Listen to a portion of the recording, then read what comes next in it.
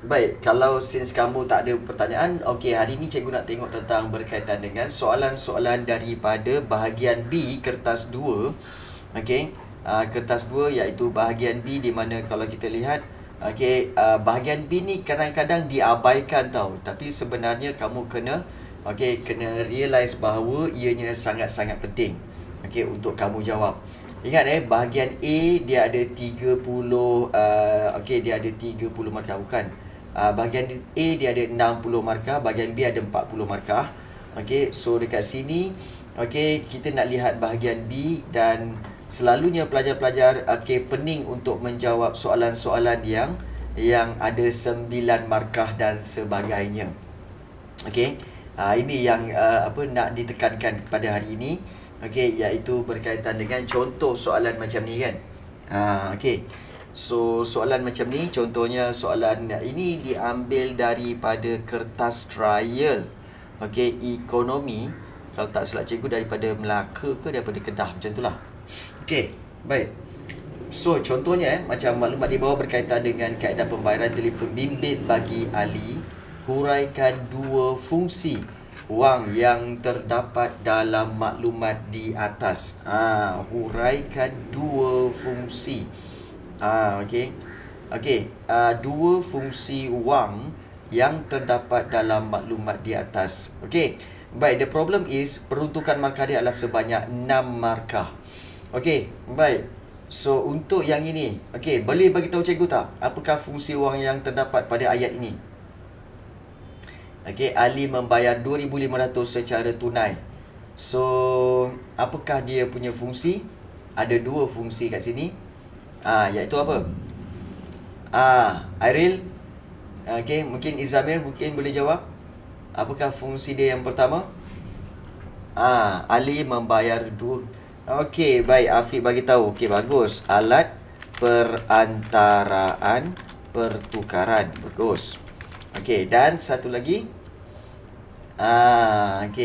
Sebab dia bayar 2,500 secara tunai. So itu alat perantaraan pertukaran. Satu lagi. Dia beli apa tu? Telefon bimbit. Membayar 2,500 secara tunai. Apa lagi kat situ? Iaitu sebagai alat apa? Ya, betul. Iaitu alat ukuran nilai. Okey. Macam mana kita boleh tahu dia alat ukuran nilai, cikgu? Sebab kalau kita lihat 2,500 itu, Ali membayar 2,500. 2,500 ni datang daripada mana? Daripada harga telefon bimbit tu. Okey. Sudah tentulah harga yang dipaparkan pada telefon bimbit tu adalah 2,500. Jadi itu adalah alat ukuran nilai. So Ali bayar 2,500 secara tunai. Itu adalah alat perantaraan pertukaran. Baik. So kalau kamu jawab ini sahaja dah 2 markah. Okey. So, peruntukan dia ada sebanyak 6. Apa lagi yang kamu boleh cerita tentang alat perantaraan pertukaran dan juga alat ukuran nilai? Kamu kena buat huraian dia. Baik, apakah huraian bagi alat perantaraan pertukaran? So, kamu kena buat huraian. Sebagai contoh kalau macam cikgu buat sebagai contoh kalau macam cikgu buat, yang pertama iaitu alat ukuran nilai, alat perantaraan pertukaran. So baik. So kita buat alat fungsi wang. Fungsi wang yang terdapat dalam maklumat di atas adalah sebagai alat perantaraan pertukaran. So itu yang pertama. Di situ ada 1 markah. So daripada situ kamu terus huraikan tentang fungsi wang sebagai alat perantaraan pertukaran, iaitu kamu terus huraikan wang menjadi medium. Medium tu maknanya alat menjadi medium untuk mendapatkan ataupun kita kalau nak bagi dia dramatik sikit kan, wang menjadi medium yang sah untuk mendapatkan barangan. Mendapatkan sesuatu barangan atau perkhidmatan. Okey. Perkhidmatan. Okey, jadi kita boleh huraikan. Okey, sebagai contoh, boleh ambil contoh. Sebagai contoh, okey, telefon bimbit. Okey, perlu ditukarkan. Okey, dengan wang, okey, yang bernilai RM2,500. Okey, bermakna di sini sebagai contoh telefon bimbit di atas perlu ditukarkan dengan wang yang bernilai ataupun yang berjumlah, okey, berjumlah RM2,500. So situ dah berapa? 3 markah. Okey. Maknanya contoh tu kamu boleh ambil daripada soalan tu. Contoh dah boleh ambil daripada soalan tu. Okey. Kemudian kamu buat seterusnya. Okey. Fungsi wang. Okey, wang yang terdapat dalam maklumat di atas. Okey, di atas adalah sebagai alat ukuran nilai. Macam tu. Okey. Kemudian kamu boleh guna skrip yang sama okey. Wang kita boleh guna sesuatu barangan atau perkhidmatan. Perkhidmatan boleh diukur nilainya menggunakan menggunakan wang, menggunakan mata wang, ataupun menggunakan wang boleh. Sesuatu barangan atau perkhidmatan boleh diukur nilainya menggunakan mata wang. So contohnya sama juga. Contohnya telefon bimbit di atas diukur diukur nilainya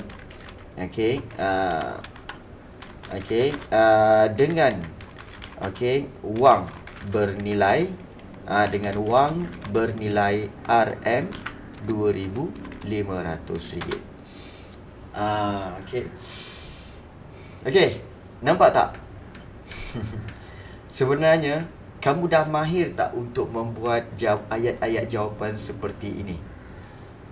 Dah mahir ke belum? Dah biasa buat ke belum? Nak tanya korang, dah biasa buat ke belum? Okey. Kalau dah biasa buat, bagus. Kalau yang tak biasa buat, kena amalkan, kena praktis. Dan kalau korang perhatikan, sebenarnya bagaimana cikgu buat ayat jawapan, sebenarnya dia lebih kurang sama seperti sejarah. Dia ada fakta, dia ada huraian. Kalau ada contoh, bagi contoh lah. Kalau tak perlu contoh, boleh teruskan dengan fakta dan huraian. Sama je. Yang penting kita nak kejar berapa? Nak kejar peruntukan markah yang diberi. Kalau 6, kita nak 6. Okey. So, itu antara yang paling penting untuk kamu buat ayat jawapan tu. Okey, baik. Boleh dapat? Boleh faham? Ke korang tengah ambil ni? Boleh Yasmin Aili? Yasmin ada soalan tak? Boleh okey, baik. Boleh, okey, bagus. So, ini berkaitan dengan bagaimana untuk menjawab soalan berkaitan dengan fungsi wang, dan ini untuk peruntukan sebanyak 6 markah. Ini untuk 6 markah Baik, kita pergi kepada soalan yang B. Soalan B. Mengapa Ali memilih kaedah pembayaran tersebut? Macam biasa, fahami kehendak soalan. Mengapa Ali memilih kaedah pembayaran tersebut? Kaedah pembayaran apa? Secara tunai. Jadi, bayangkan kamu jadi Ali. Jadi, kamu kena jawab. Kenapa kamu memilih kaedah pembayaran secara tunai? Dan peruntukan markah dia adalah sebanyak 5 markah. Bermakna kamu kena beri 5 poin. So kebetulan kita ada lebih kurang 4 orang kat sini. So cikgu nak seorang satu bagi point, bagi satu fakta kenapa kamu memilih kaedah pembayaran secara tunai. Ya, boleh tulis dalam Zoom chat. Seorang satu bagi. Okey, seorang satu bagi. Kenapa kamu memilih kaedah pembayaran secara tunai? Okey. So yang pertama, apa dia? Cikgu tak nak bagi dulu, nanti kan kacau korang punya point. Okey, so bermakna okey, Afiq kata okey, tidak perlu berhutang, maknanya dapat mengelak. Okey, dapat mengelak hutang. Okey, dengan penjual. Bagus. Okey, kemudian juga seterusnya, okey, pembayaran dapat diselesaikan sekaligus, tidak dikenakan kadar faedah yang tinggi. Okey. Okey, bagus. Cikgu boleh ambil tidak dikenakan. Okey. Sebarang kadar faedah. Ya. Yeah. Sebarang kadar faedah. Ingat okey, kalau kamu bayar tunai memang tak ada kadar faedah sebab cash. So tidak ada kadar faedah yang kena. Dia bukan tidak dikenakan kadar faedah yang tinggi. Tapi langsung tak ada kadar faedah. Itu kena faham tidak dikenakan sebarang kadar faedah, dapat mengelak hutang dengan penjual. Okey, lagi satu apa? Okey. Iaitu okey. Apa lagi? Yasmin dan juga siapa? Airil. Alhamdulillah. Wah, dia bersemalam hari ni asyik bersin aja. Simptom-simptom COVID ke apa ni? Okey, baik. Tak ada idea. Tak ada idea Okey, kenapa Ali memilih kaedah pembayaran ini? Okey, dapat mengelak hutang dengan penjual, tidak dikenakan sebarang kadar faedah, mengawal kestabilan ekonomi. Tak, ini bukan dari pihak kerajaan. Ini daripada pihak kamu, Yasmin. Kenapa kamu memilih kaedah pembayaran ini? Maknanya daripada sini dia tulis Ali. Tapi bayangkan kamu jadi Ali, kenapa kamu memilih untuk membayar secara tunai dan tidak melakukan pembayaran secara hutang? Okey, so macam tadi, dapat mengelak hutang dengan penjual, tidak dikenakan sebarang kadar bayaran. Okey. Kemudian apa lagi? Okey. Okey, dapat mengelak hutang dengan penjual, tidak dikenakan sebarang kadar faedah. Okey, kemudian kita boleh okey. Kita boleh ambil baik. Kita boleh kata okey. Transaksi pertukaran barang. Okey. Pertukaran barang berlaku secara serentak. Okey, maknanya serentak. Maknanya transaksi pertukaran barang berlaku serentak. Okey, ada sesetengah kedai kan, kamu kena bayar dulu habis walaupun kamu hutang tiap-tiap bulan kan. Dia macam main kutu lah. Tiap-tiap bulan kamu kena bayar 200. Okey, selepas habis jumlah 2,500 itu, baru phone kamu sampai. Jadi itu pertukaran barang berlaku tidak serentak. Okey, tetapi yang ini transaksi pertukaran barang berlaku secara serentak, kerana tukar duit dapat terus barang, iaitu dapat terus telefon bimbit. Dia begitu. So ini kelebihan dia, transaksi pertukaran berlaku serentak. Okey. Okey. Jadi daripada 3 poin ni, agak-agak kamu cukup tak untuk kamu buat 5 markah? Okey. Cukup tak agak-agaknya? Okey. Kalau ikutkan daripada 5 markah ni cukup sebenarnya. Cuma kamu kena pandai buat huraian. Sebagai contoh, macam kita kata, okey, Ali memilih kaedah pembayaran pembayaran tersebut kerana Okey, kerana okey, Ali dapat mengelak okey, hutang dengan penjual. Okey, itu satu. Okey. Jadi kalau dapat mengelak hutang dengan penjual, maka okey, dengan itu kita boleh huraikan dengan itu. Okey, Ali tidak dikenakan sebarang okey, kadar faedah atas pinjaman okey, untuk membeli telefon bimbit itu. Okey, dengan itu Ali tidak dikenakan sebarang kadar faedah lah atas pinjaman untuk membeli telefon bimbit itu. Itu satu. Selain itu, okey, dah dua dah. Okey, selain itu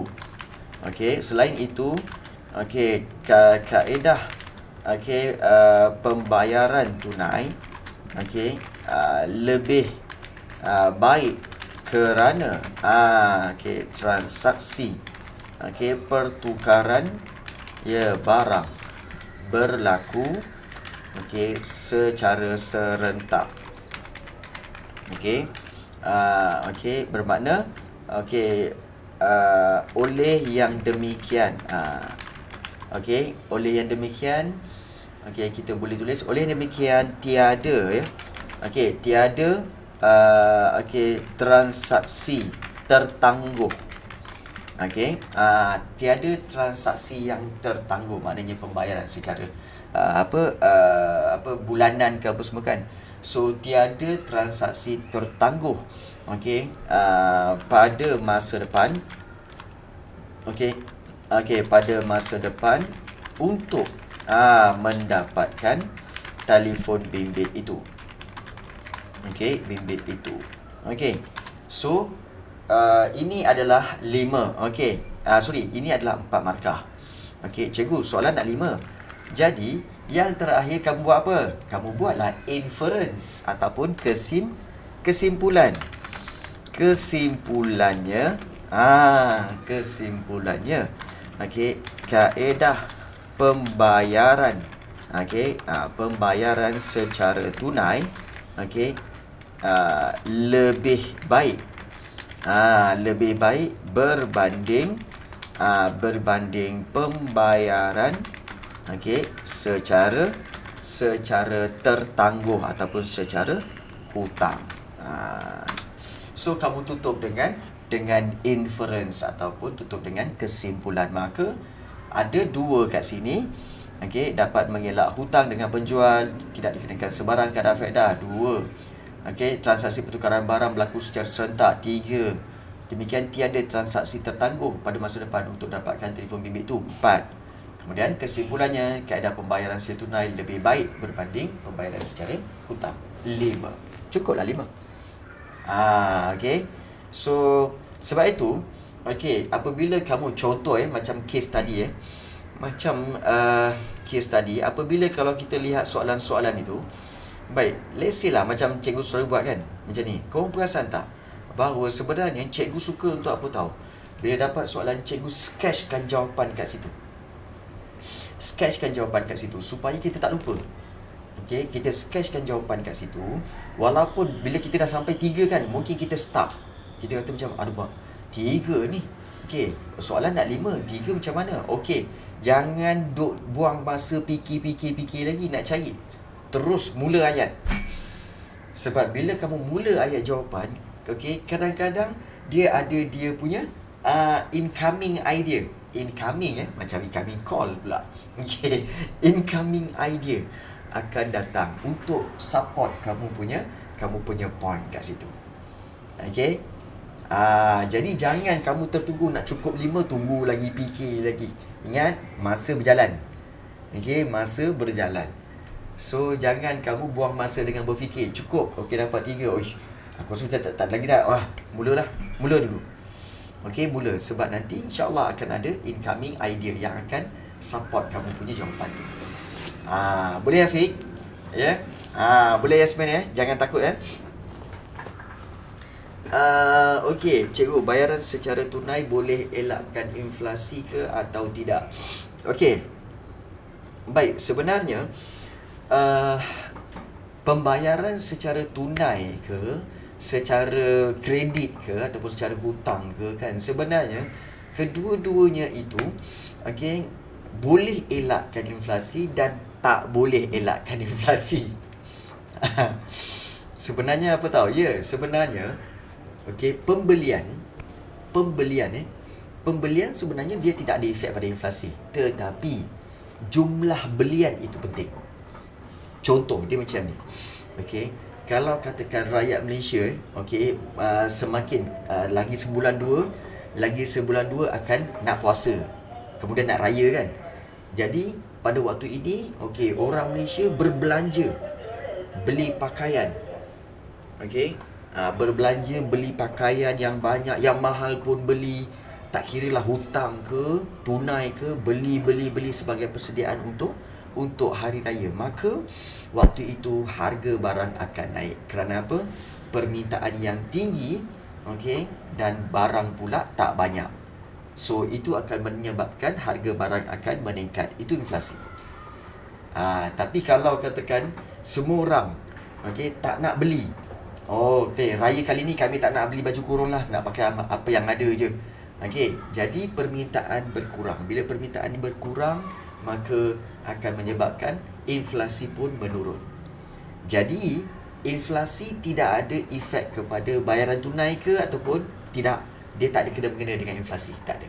Tetapi jumlah pembelian, jumlah permintaan itulah yang menyebabkan inflasi atau tidak. Tunai ke, bayar hutang ke, kan? Dia efek dia sama. Efek dia sama sebenarnya. Baik. Kita lihat yang C. Pembelian telefon bimbit menggunakan kaedah alternatif wajar digalakkan. Ini soalan-soalan yang gerun ni.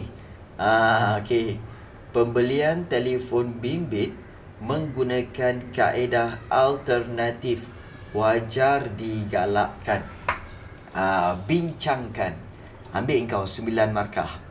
Cikgu, macam mana nak jawab soalan ni, cikgu? 9 markah ni, cikgu.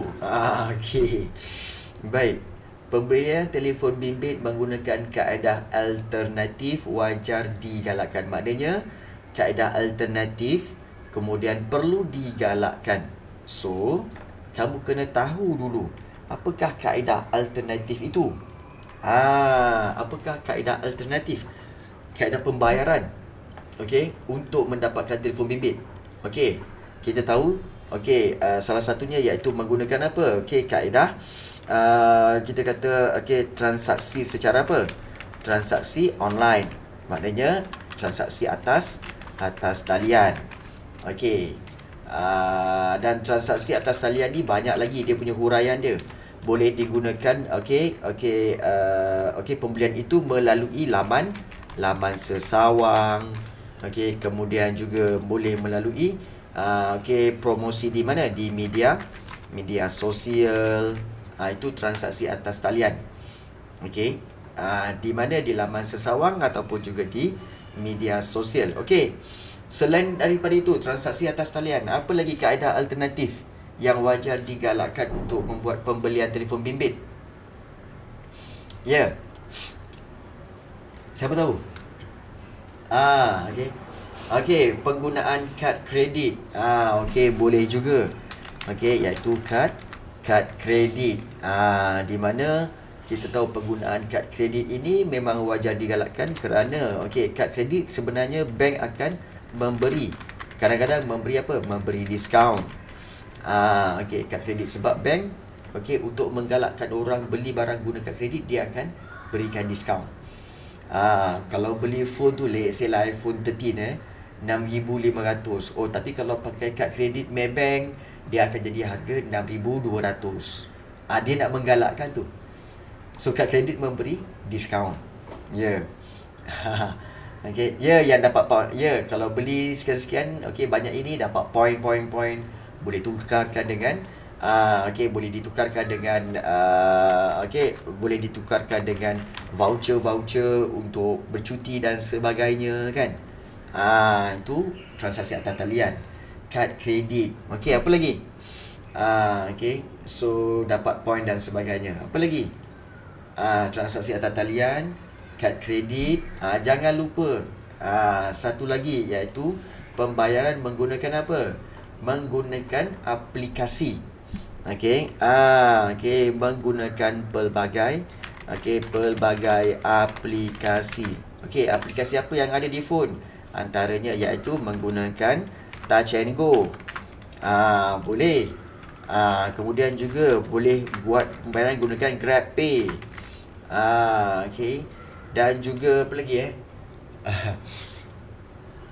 Touch and Go, GrabPay, apa lagi lupa cikgu. So ini antara aplikasi-aplikasi yang boleh digunakan untuk membuat pembayaran. Dan kenapa? Okey, ini adalah dia punya poin-poin dia. Ini adalah dia punya alat-alat dia. Okey, kita kata ini alat dia. Tetapi kamu jangan bincangkan ini sahaja.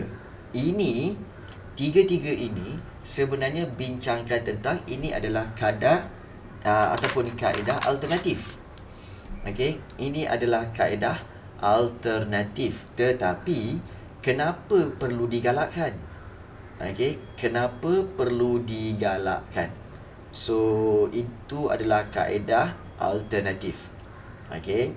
Namun begitu, kenapa wajar digalakkan? Okey. So kamu kena berikan poin dia kenapa wajar digalakkan. Pertama, untuk apa? Okey, mengelak. Okey, untuk apa? Bawa tunai yang banyak, betul?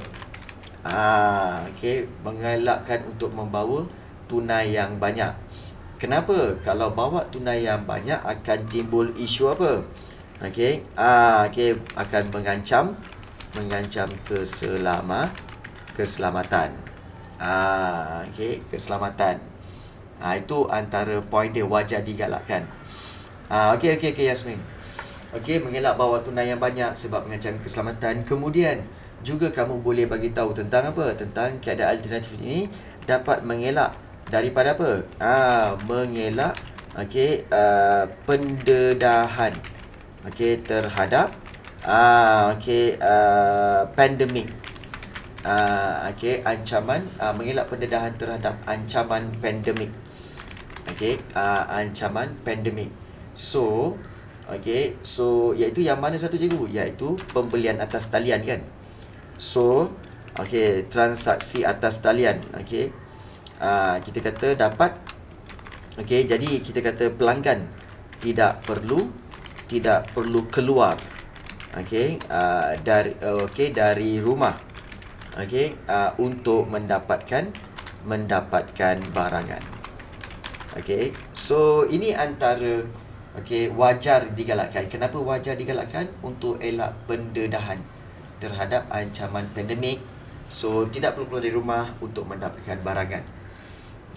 So mengelak bawa tunai yang banyak yang boleh mengancam keselamatan dan dapat mengelak pendedahan terhadap ancaman pandemik. Baik, agak-agaknya cukup tak benda-benda ni untuk 9 markah? Agak-agaknya cukup tak untuk 9 markah ni? Ada 1, 2, 3, 4, 5. Cukup tak untuk dapat 9 markah ni? Nak buat 9 markah ni banyak ni. Cukup cukup. Ya, betul. Cukup. So mungkin kamu tak pernah tak apa, cikgu tunjukkan macam mana nak buat ayat untuk 9 markah ni. Kadang-kadang kita rasa macam cukup, tapi kadang-kadang tak cukup. Bila kamu dah ada point ini, kamu terus je buat jangan tunggu-tunggu. Jangan tunggu-tunggu. Baik. So kamu buat. Kita ambil balik ayat soalan, iaitu pembelian telefon bimbit menggunakan kaedah alternatif. Alternatif wajar digalakkan. Dan kemudian kamu buat baru masuk poin yang pertama. Hal ini Disebabkan bukan pembelian telefon bimbit menggunakan kaedah alternatif wajar digalakkan. So kamu buat terdapat pelbagai kaedah alternatif untuk pembelian barangan seperti transaksi atas talian. Pembelian barangan seperti transaksi atas talian. So kamu explain lagi bahawa transaksi atas talian boleh ataupun kamu tak boleh buat macam tu, kamu boleh buat macam iaitu para pengguna ataupun pembeli. Thanks sayang. Kopi pengguna, kalau kita lihat pengguna boleh menggunakan kaedah ini untuk mendapatkan barangan dan perkhidmatan yang ditawarkan ditawarkan dari laman sesawang atau media sosial. So macam tu. So transaksi barangan seperti transaksi atas talian. Pengguna boleh menggunakan kaedah ini untuk mendapatkan barangan dan perkhidmatan yang ditawarkan dari laman sesawang atau media sosial. Jadi kamu boleh explain lagi. Itu baru 2 baru 2 markah. Nak 9 markah ni. 2 markah. Pengguna boleh menggunakan kaedah ini untuk mendapatkan barangan dan perkhidmatan ditawarkan dari laman sesawang atau media sosial. Apa yang diperlukan hanyalah account number, nombor account. Apa yang diperlukan hanyalah account bank yang aktif sebagai medium pembayaran. Baik. Selain itu, itu yang kita dah kata yang dah ketiga hanyalah akaun bank yang aktif sebagai media pembayaran. Selain itu, terdapat juga selain itu terdapat kemudahan kad kredit. Kad kredit, cikgu bagi dia panjang sikit kat sini. Terdapat kemudahan kad kredit yang disediakan oleh bank-bank tempatan. Bank-bank tempatan untuk alternatif ataupun sebagai alternatif kepada pembayaran tunai. Dan terdapat juga terdapat juga pelbagai aplikasi seperti Touch and Go dan GrabPay untuk membuat pembayaran, untuk membuat pembelian pelbagai barangan dengan hanya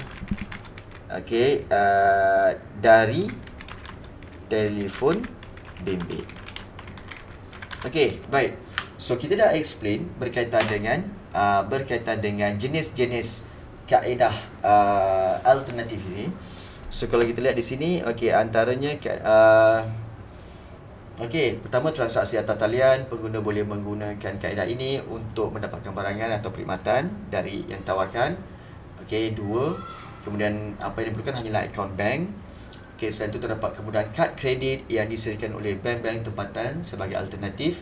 Terdapat juga pelbagai aplikasi seperti Touch and Go dan GrabPay untuk membuat pembelian pelbagai barangan dengan hanya dari telefon bimbit. Baik.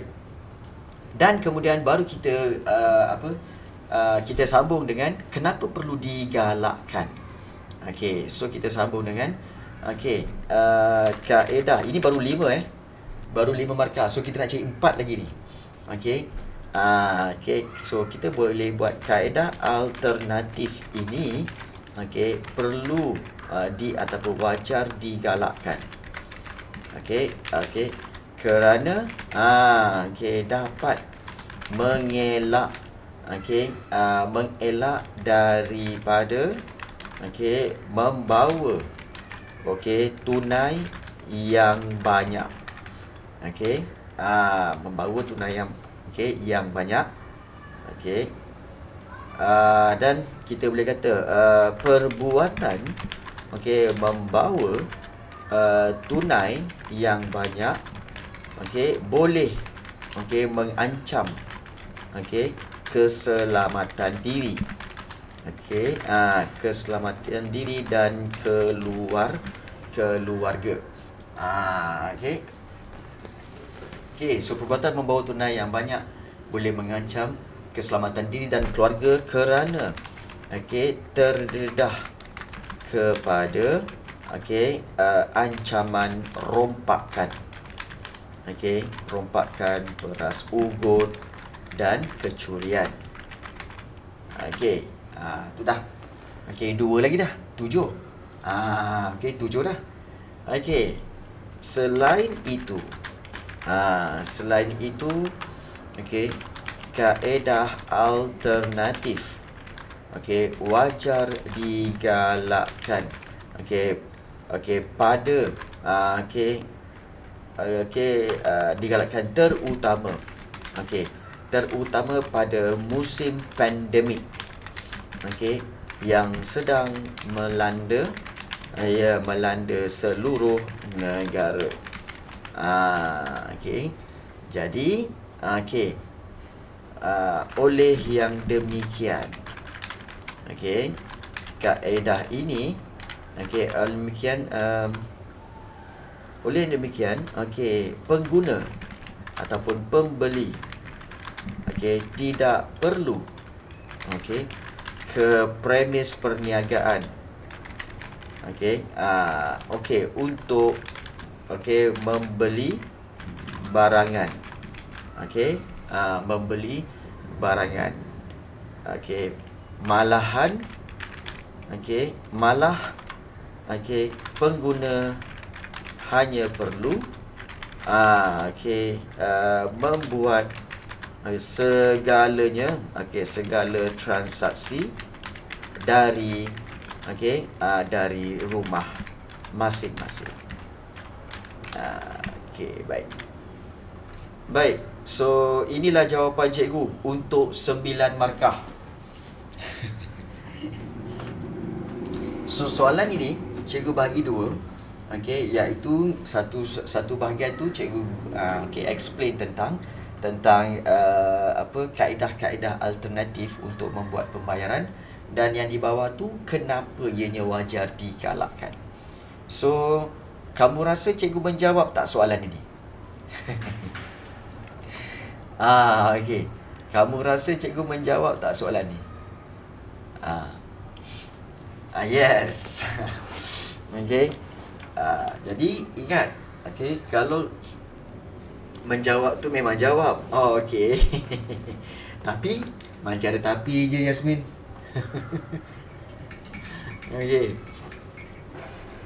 Dan kalau kamu jangan terkejut kalau bila kamu kata apa ni memang kamu suruh jawapan. Bismillahirrahmanirrahim. Baik. Sebenarnya sebab tu cikgu cakap jawapan yang baik, istilah kita kata sebagai jawapan yang baik, definisi jawapan yang baik ialah bukan jawapan tu semata-mata dia tepat, tetapi jawapan itu disusun dengan dia disusun dengan dia punya satu metod yang mudah difahami. Seperti mana macam yang cikgu buat, ada setengah pelajar dia cerita pasal transaksi atas talian, kemudian dia kata dengan cara ini dapat mengelak ancaman terhadap rompokan dan sebagainya. Kemudian dia pergi balik kepada selain pada itu kad kredit kad kredit ada beri diskaun apa semua, dan kemudian kad kredit ini memang sesuai untuk pada ketika ini yang kita dilanda pandemik dan sebagainya. Maknanya Dia susun tu bertimpa-timpa. Jadi dia tak kemas. So kalau cara yang kemas yang paling baik ialah explain dulu apakah jenis-jenis kaedah alternatif. Okey. Jenis kaedah alternatif. Kemudian baru explain kenapa ianya wajar digalakkan. Nampak tak? Jadi baru kalau kita baca pun, cikgu tak tahu korang kan. Cikgu takut cikgu je yang kata apa memandai-mandai kan. Tapi kamu rasa dengan bagaimana cikgu susun ayat jawapan itu, dengan satu persatu, kamu rasa mudah tak untuk kamu faham? Kan? Dengan walaupun dia panjang, kamu rasa panjangnya cikgu. Tapi bila kamu baca, mudah tak untuk kamu serap dan kamu betul lah faham. Kan? Dia tak berbelit-belit. Dia tidak berbelit-belit. Straightforward. Straightforward. Izamil, boleh Izamil? Boleh nampak dia punya kaedah menjawab ni 9 markah ni. Boleh cikgu. Boleh okey. So ini cara dia bagaimana untuk kamu dapatkan dia punya point-point itu. Okey. Dan always cikgu selalu cakap kepada kamu semua, always untuk apa? Untuk susun ataupun sketch kamu punya jawapan. Sketch macam mana cikgu? Sketch itu maknanya contenglah di kertas soalan kamu itu. Kamu punya reka bentuk jawapan-jawapan, poin-poin yang kamu nak bagi. Conteng aja. Dah conteng-conteng ni baru terus buat ayat di atas kertas jawapan. Terus dia bina ayat jawapan. So, kamu tahu tak? Dengan cara itu, kamu telah merehatkan otak kamu. Dia begini tau. Ramai pelajar tak sedar benda ni tau. Korang ni. Dia begini. Baik. Sebenarnya, dalam tempoh 1 jam,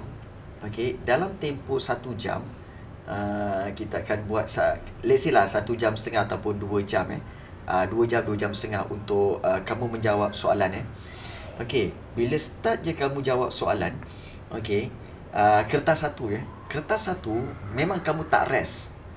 Kertas satu yang 40 soalan tu, 40 soalan, 40 question, kertas satu sebenarnya kalau ada semasa kamu jawab soalan tu, kalau kamu diletakkan alat doktor tu kan yang tit gitu kan, dia punya graf otak tu kan, sebenarnya bila kamu dapat je kertas satu, dia akan zoom naik. Jawab soalan 1, 2, 3, 4, 5. Kemudian bila ada soalan susah kan, zaf naik.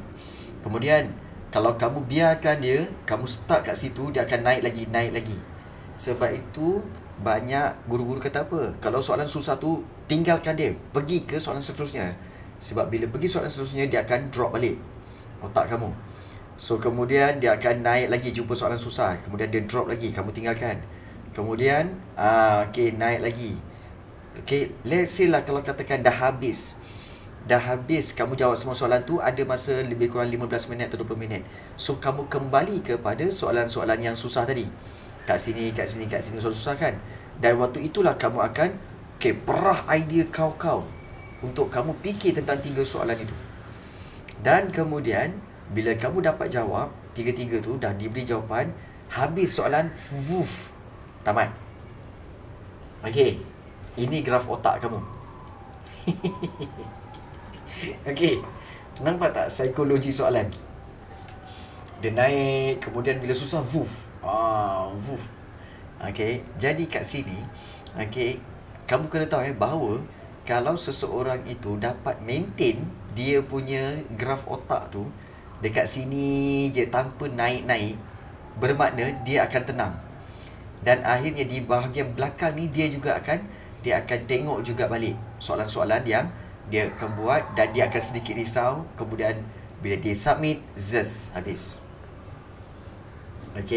So kita nak kurangkan kerisauan-kerisauan ni, graf-graf otak begini. Sebab dia penat. Baik. Kemudian kalau kertas 2, psikologi kertas 2, kan, Ini sebenarnya jarang-jarang. Korang pernah tengok tak benda ni dibincangkan di sekolah kamu ataupun di mana-mana tempat? First time Okay. Ni first time. Ini psikologi ketika menjawab peperiksaan. Baik. Kertas 2. Baik. Kertas 2, okay, kita tahu bahawa sebenarnya dia ada bahagian A, bahagian B apa semua kan. Baik. Sebenarnya bila kertas 2, kamu akan banyak mencatat. Okay, menulis. Tapi kamu tahu, dia punya graf lain sikit. Graf dia sebenarnya bila kamu dapat je soalan itu, okay, kemudian kalau kepada para pelajar yang soalan first dah start kan, dia akan mula terus naik. Kemudian okay, dia akan terus jadi apa? Dia akan tengok soalan-soalan seterusnya, soalan 2 dan 3 tu dah mula dalam keadaan statik tinggi. Dia akan statik tinggi. Walaupun dia menjawab, dia mungkin naik lagi, ataupun mungkin bila dia jumpa soalan-soalan yang mudah, dia akan turun sikit. Okay, kemudian dia akan menjawab soalan tu. Okay, dan akhirnya, okay, bila banyak soalan yang dia tak dapat jawab, mulalah tinggi. Dan kemudian bila dah habis dia submit tu, dia akan zus. Ada penat. Tapi ini untuk yang menjawab kertas 2. Nampak tak betapa otak kamu penat? The problem is kat sini, kamu sedang menjawab soalan dalam tempoh 2 jam 2 jam 30 minit. Penat tau. Untuk mengekalkan otak statik kat situ. Jadi cara dia, kamu kena alunkan dia. Kena perah habis-habis. Tapi sebenarnya terlalu penat. Jadi caranya adalah kamu perlukan dia punya apa tahu, supaya dia akan naik. Okay, namun begitu dia akan ada turun. Naik balik, turun. Naik balik, turun. Naik balik, turun. Naik balik, turun. 2 jam ni baru kamu turun. Supaya kamu punya otak tu still rasa macam segar, bugar, rasa macam di bawah level apa tahu? Di bawah level yang tenang. Level yang tenang. Baik, macam mana nak dapat level yang tenang tu? Kamu tahu tak? Yang ini, okay, adalah saat di mana apa kamu buat tahu? Iaitu di saat di mana kamu sketch jawapan. Sketch jawapan kamu. Okay. Kemudian dia turun masa bila cikgu? Yang ini. Dia turun. Okay, kawasan ini dia turun. Okay, dia turun ini masa bila? Masa kamu menjawab. Masa kamu menulis ataupun menulis jawapan ataupun membuat ayat jawapan. Okay, membuat ayat jawapan. So, betul, kamu perah kan? Aku nak buat ni. Okay, poin aku ini, poin ini. Tapi bila dia dah dapat kan? Okay, start. Bila kamu start, otak kamu dia drop tau. So, kamu dah tak fikir sangat. Kamu just follow guideline tu je. Kamu pun bina ayat, tengok guideline, bina ayat. Okay, tengok guideline, bina ayat. Otak kamu, dia drop tau. Otak kamu, dia punya tu akan drop. Dia jadi macam tenang sikit. Sebab kamu tengah buat ayat. Tahu? Okay, tengok soalan balik. Soalan yang lain balik. Dia naik balik. Okay, kamu scale jawapan. Jawapan. Bila kamu menulis balik kan, okay, dia akan drop. Perasan tak? Bila kamu menulis, okay, kamu hanya berfikir kat situ. Kamu jarang menulis sambil fikir benda lain. Kamu akan fokus kepada nak membina ayat jawapan kan. Bila fokus, kamu punya ketenangan tu turun tau. Turun jadi tenang. So, kamu macam tak fikir apa-apa. Sebab dah ada guideline dia. Sebab tu kamu tulis, jawapan dia apa tadi? Ni. Okay, yang ini. Okay, jadi. So, sebab itu, lagi banyak kamu dapat ketenangan. Di sini tenang tau. Di sini level-level tenang. Cikgu tandakan level-level tenang. Ni level-level tenang. Ni. Lagi banyak kamu tenang, lagi yakin kamu. Dan kamu akan keluar daripada bilik peperiksaan dengan rasa senyum. Sebab kamu tenang. Kalau kamu keluar dengan keadaan yang tinggi ni, kamu akan rasa rasa penat, rasa macam kecewa, rasa macam lelah dan sebagainya. Sebab itu cikgu syorkan buat cara macam ni. Sketch dulu, kemudian buat ayat jawapan. kemudian sketch balik, buat jawapan. Supaya apa? Level otak kamu tu ada waktu-waktu time rehat untuk kamu nulis. Okay. Bayangkan kalau kamu tak buat sketch jawapan. Let's say tak buat sketch jawapan kamu terus buat ayat jawapan. Okay. Bila kamu buat ayat jawapan terus, apa yang berlaku adalah graf kamu akan naik. Dan kemudian kamu fikir, kemudian kamu akan stuck kat situ tau. Tengah fikir, apa lagi masa kamu nak tulis tu pun kamu fikir, apa lagi so dia tak ada sempat nak turun, dia akan naik lagi. Apa lagi apa lagi nampak tak? Dia tak capai tahap ketenangan. Dia capai tahap yang korang rushing tau. Korang akan rasa rushing kat sini. Nampak tak? So cara yang paling baik, kaedah yang paling sesuai adalah sebenarnya kaedah yang mana? Yang di sini. Di sini. Iaitu kita nak capai ketenangan, iaitu menjawab dengan tenang. Kenapa dah tenang? Sebab dah ada point. Jadi kita akan menjawab dengan tenang. Kemudian next soalan, buat point, buat sketch. Kemudian buat ayat, tenang balik. Gitu. So korang ada lebih kurang 7 hari untuk BM ni sebenarnya. Lebih kurang lah, plus minus 6 hari 7 hari kan. Cuba korang buat. Even benda ni boleh buat dalam karangan BM, karangan BI kan. Kalau karangan BM biasanya buat apa? Buat rangka kan. Rangka karangan kan. Rangka karangan. Buat rangka dulu. Selepas buat rangka baru start menulis. Sebab cikgu tahu kalau dalam BM biasanya kalau korang terus menulis, memang tu tiba-tiba kan ting, dia blank kejap. Tiba-tiba macam bateri weak, ataupun tiba-tiba bateri habis. Ting. Apa tadi point tadi? Apa dah mula lah. Kan dah blank. Tiba-tiba blank. Muka korang dah cuak dah. Apa tadi Aduh. Kan. So untuk mengelakkan daripada tiba-tiba putus tiba-tiba putus tu sebenarnya apa tau? Yang keadaan tadi ni lah. Yang ini bila kamu naik, kemudian ini kan, tiba-tiba dia putus, ting. Tiba-tiba blank. Tiba-tiba blank. Kalau korang tak fikir betul-betul kan, dia akan terus putus sampai habis. Tapi kadang-kadang pelajar dia akan ting, ada kat sini, ting, dia sambung balik. So dia ada ruangan kosong kat sini. Ruangan kosong. Ruangan apa ni?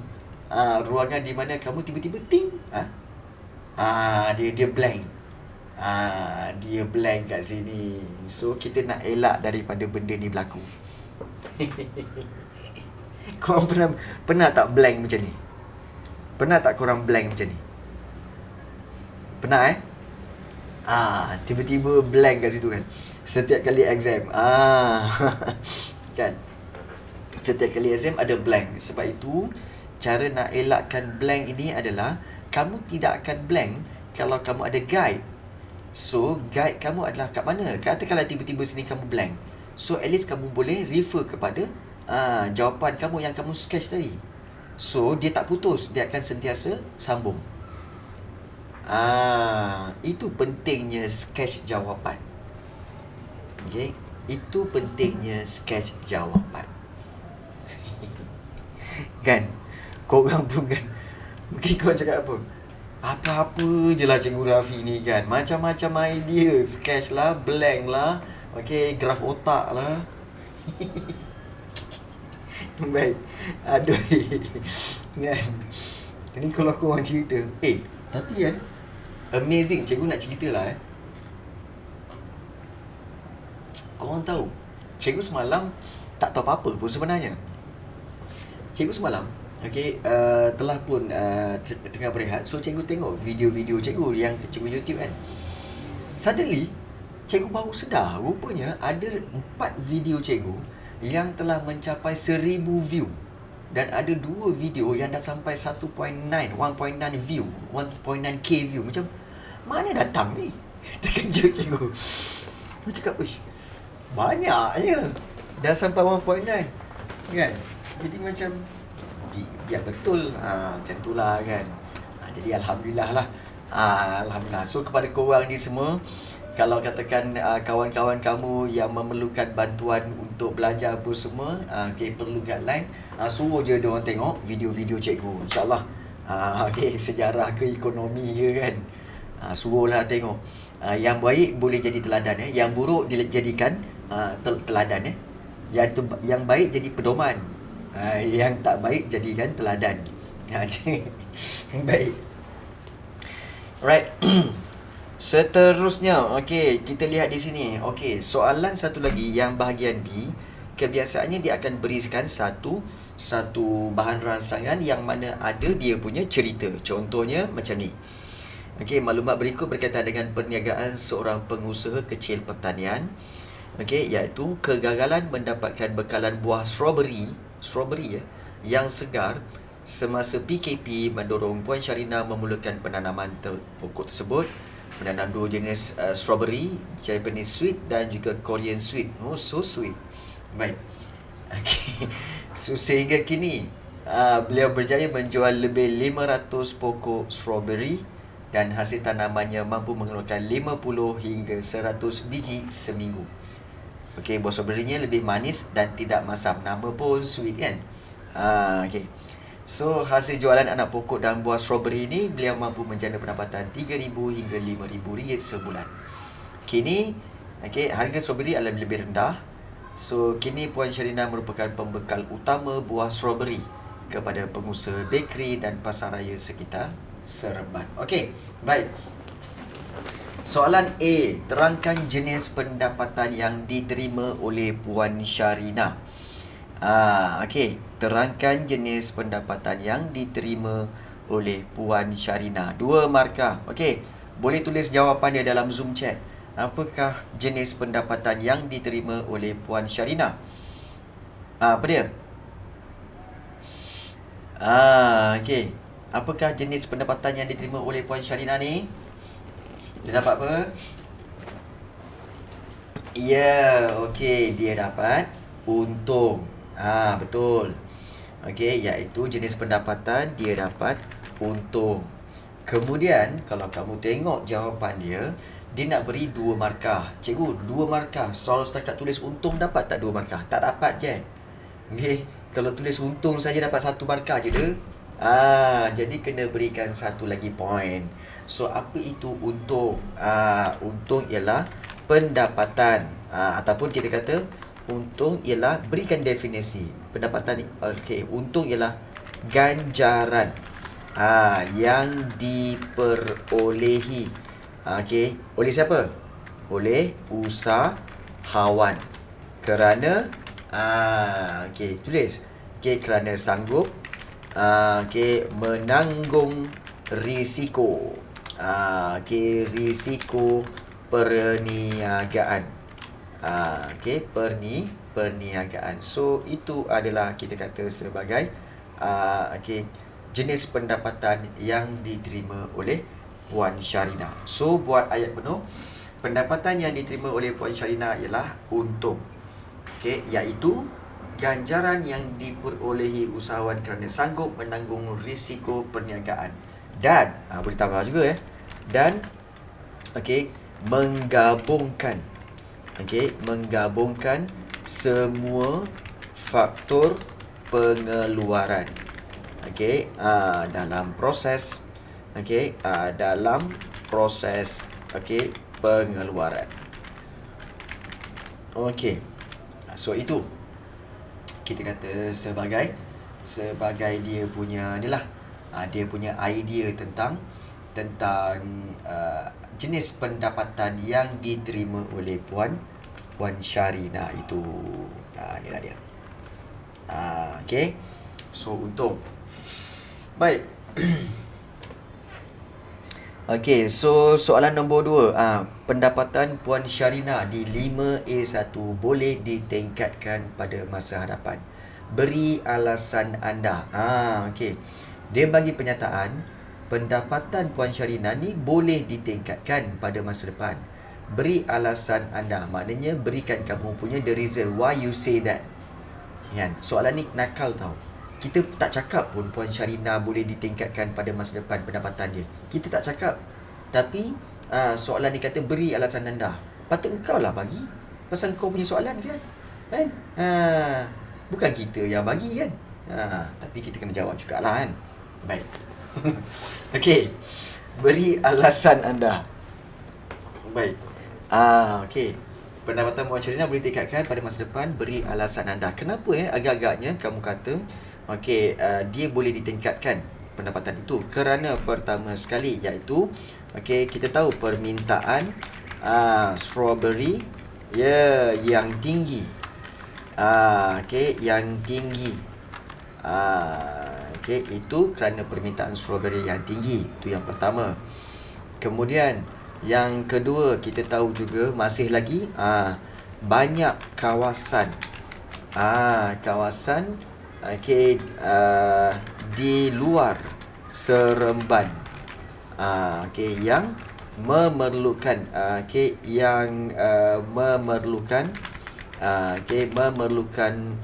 buah strawberry ini.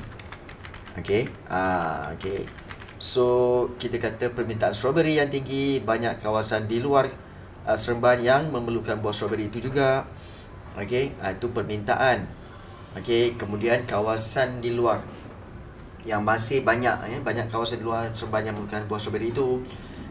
Kemudian juga kamu boleh cerita tentang seterusnya. Iaitu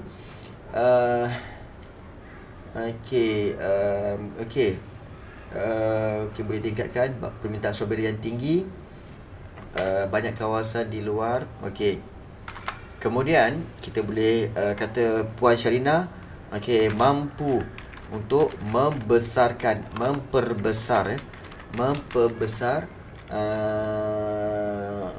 tanamannya ataupun memperbesar kawasan tanaman bagi memenuhi permintaan.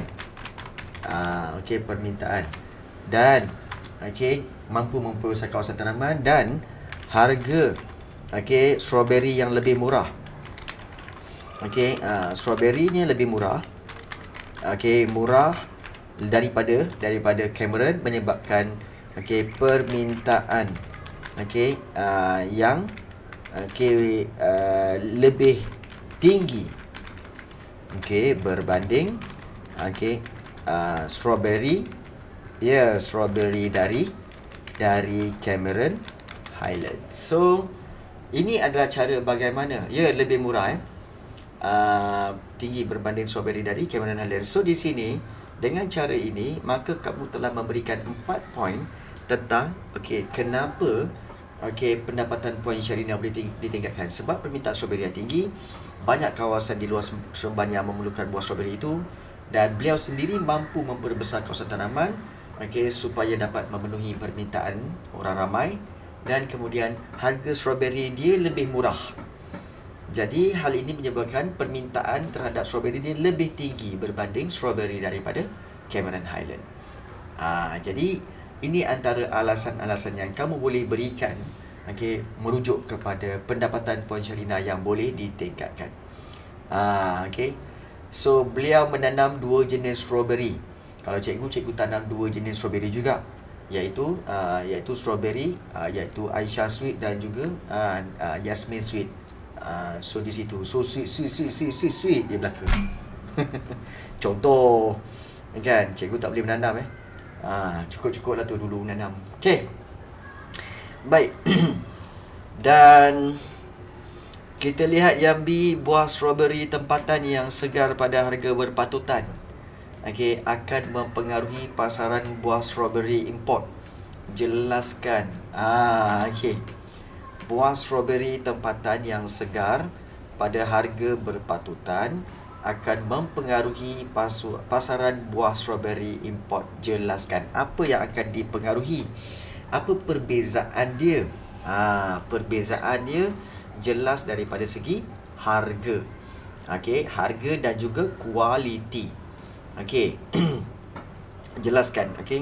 Iaitu apa yang akan berlaku pada pasaran buah strawberry import. Pasaran buah strawberry import. So strawberry import akan apa? Akan mengalami penurunan.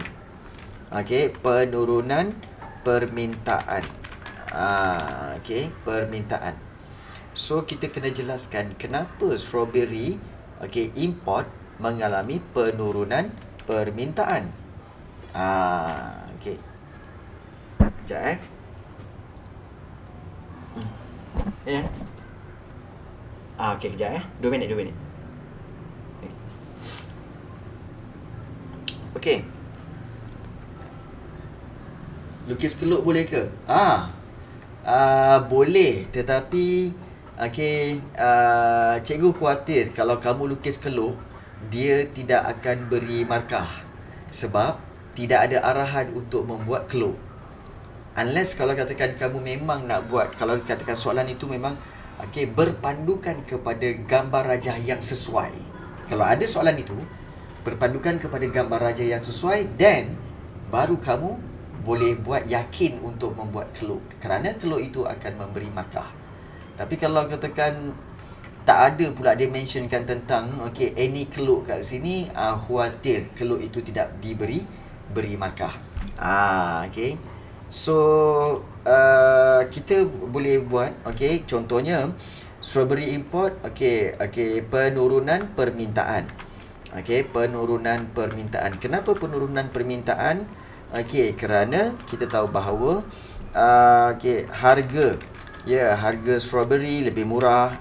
Strawberry tempatan strawberry tempatan kita ambil ST lebih murah. Lebih murah. Kemudian juga harga ST lebih bukan kualiti. Kualiti ST strawberry tempatan lebih baik dan lebih segar. Lebih segar. So itu 2. Dan juga lagipun kita kena ambil daripada sudut strawberry import. Strawberry import pula, iaitu strawberry import ni sebenarnya terdedah kepada apa? Pertama sekali iaitu strawberry import harganya lebih mahal. Lebih mahal. Kemudian juga kualitinya kualiti kurang segar. Jadi ini telah mempengaruhi pasaran buah strawberry import. So ini yang kamu kena beri penjelasan So penjelasan dia iaitu strawberry import akan mengalami penurunan permintaan. Kerana harga strawberry tempatan lebih murah dan kualitinya lebih segar berbanding strawberry import yang mana harganya lebih murah, lebih mahal, dan kadang-kala terdapatnya strawberry yang kualitinya kurang segar. Jadi ini menyebabkan penurunan permintaan terhadap strawberry import. So di sini kamu boleh buat perbandingan. Bila minta jelaskan, kamu boleh buat perbandingan. Baik. Cikgu tak sempat nak buat berkaitan soalan-soalan lain. Baik. Minggu depan kamu dah exam. Pejalan celik dah exam. Minggu depan cikgu tak buat kelas ekonomi sebab kamu dah exam